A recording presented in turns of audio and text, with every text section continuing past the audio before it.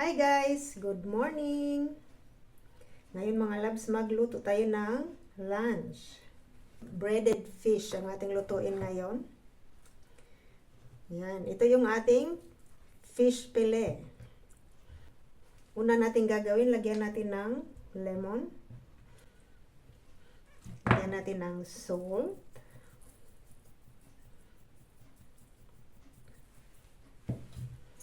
Pepper. At baligtarin natin. At lagyan natin ng lemon.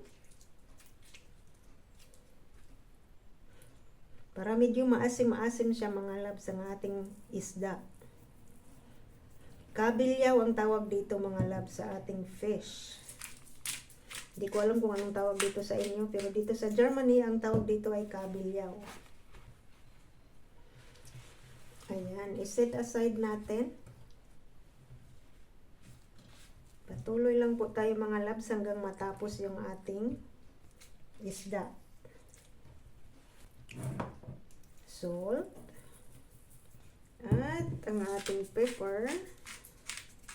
Ayan. Set aside natin.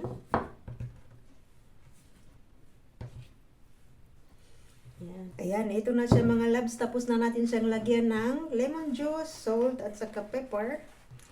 Takpan natin ng pepper cloth. Ayan, lagyan natin siya ng breadcrumbs.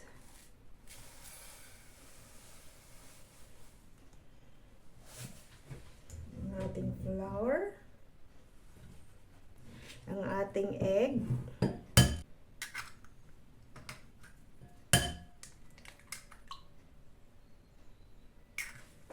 Lagyan natin ng kunting asin ng ating egg.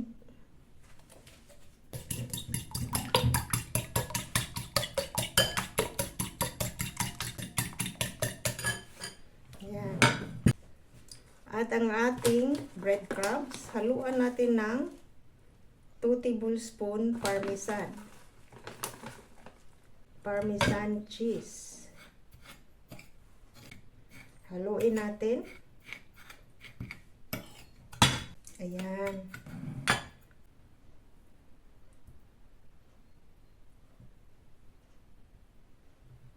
Then, ilagay natin sa egg.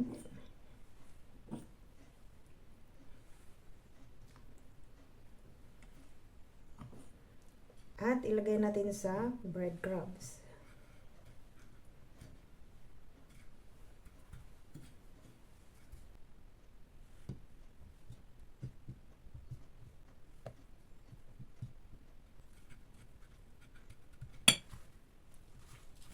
Takpan natin ang pepper cloth. Ayan mga loves, tapos na natin siyang lagyan ng breadcrumbs. Simulan na natin siyang prituhin. Kunting oil. Yan.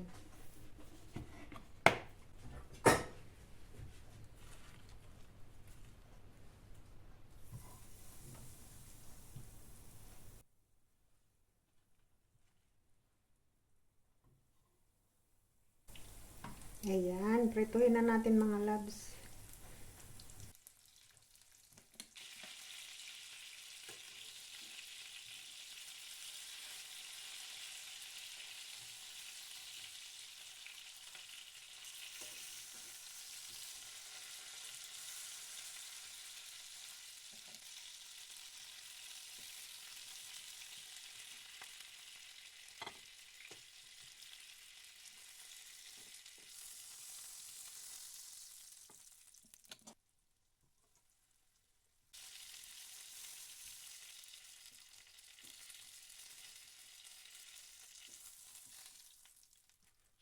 Ayan, tapos na natin siyang prituhin mga loves. Ang ating breaded fish, ready na.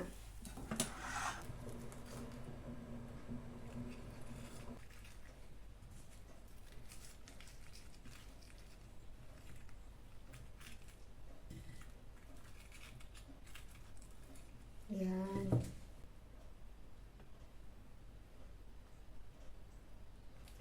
Ayan mga loves, ito na yung ating breaded fish. Luto na. ready na sa ating lunch. Kaya enjoy kayo mga loves and thank you for watching. Bye-bye!